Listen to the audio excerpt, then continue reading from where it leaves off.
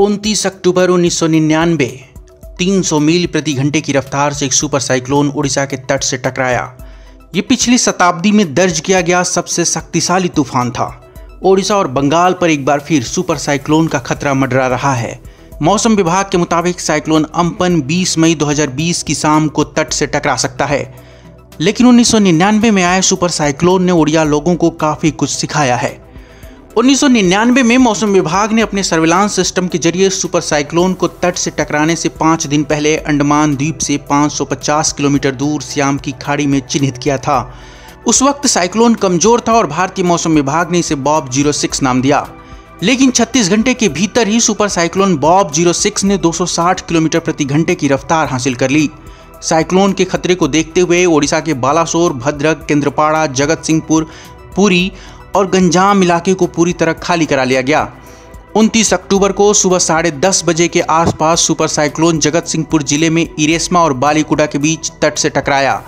हवा की रफ्तार इतनी तेज थी कि मौसम विभाग के दफ्तर और पारादीप में हवा की रफ्तार मापने के लिए लगे एनोमोमीटर इसे दर्ज ही नहीं कर पाए कि हवा की रफ्तार कितनी थी। 200 किलोमीटर व्यास वाले सुपर साइक्लोन के चलते ओडिशा के तटीय इलाकों में 3 दिन तक लगातार बारिश होती रही। कई जगहों पर 45 सेंटीमीटर से 95 सेंटीमीटर तक बारिश रिकॉर्ड की गई। भुवनेश्वर और कटक जैसे शहरों के साथ ओडिशा के 14 तटीय जिले सबसे ज्यादा प्रभावित हुए। सड़कें टूट गई थीं, फोन बंद हो गए थे और संचार का कोई माध्यम नहीं था।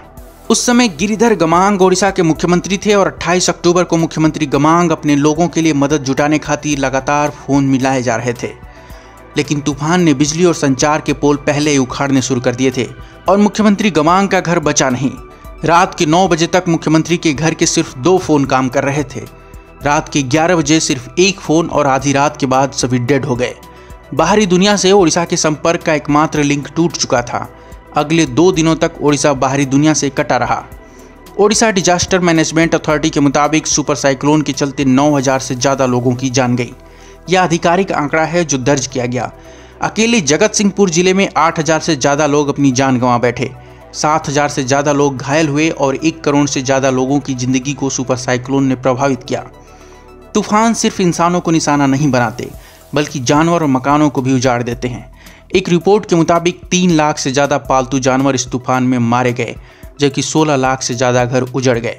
इस नुकसान के लिए ओडिशा सरकार और अधिकारियों के मिसकैलकुलेशन को जिम्मेदार माना जाता है, जिसमें उन्होंने सोचा नहीं था कि सुपर साइक्लोन भुवनेश्वर और कटक तक पहुंच जाएगा, लेकिन सुपर साइक्लोन ने ओडिशा सरकार की तैयारियों को तिनके की मानिंद हवा में उड़ा दिया। तूफान के गुजर जाने के बाद ओडिशा की सड़कों पर दंगे जैसे हालात बन गए थे। लोग खाने के लिए एक दूसरे से लड़ रहे थे और राहत सामग्री ही एकमात्र सहारा थी। केंद्र सरकार ने ओडिशा को तुरंत राहत सामग्री भेजी और फिर दुनिया भर के देशों से मदद आने लगी। कहते हैं कि इतिहास में कुछ लम्हे ऐसे होते हैं जो आपको बड़ा सबक देते हैं। ओडिशा के लिए 1999 का सुपर साइक्लोन सबक सिखाने वाला था। तबाही के मंजर को देखने के बाद ओडिशा ने युद्ध स्तर पर शेल्टर्स बनाने शुरू किए। 1999 में ओडिशा के पास केवल 21 शेल्टर थे, लेकिन अब 900 से ज्यादा हैं। 1999 के सुपर साइक्लोन के बाद Odisha state disaster management authority का गठन हुआ। भारत में इस तरह की पहली अथॉरिटी थी जो स्टेट लेवल पर थी। 14 साल बाद 2013 में साइक्लोन फेलिन आया, लेकिन इस बार ओडिशा पूरी तरह तैयार था। उसकी तैयारियां पूरी थीं। तूफान फेलिन से निपटने की तारीफ यूनाइटेड नेशंस ने भी की। यह ओडिशा की सफलता थी। नुकसान मामूली था। 2019 में साइक्लोन फानी के सामने भी ओडिशा डट कर खड़ा रहा। मुख्यमंत्री नवीन पटनायक की अगुवाई में राज्य सरकार ने न्यूनतम हानि सुनिश्चित की।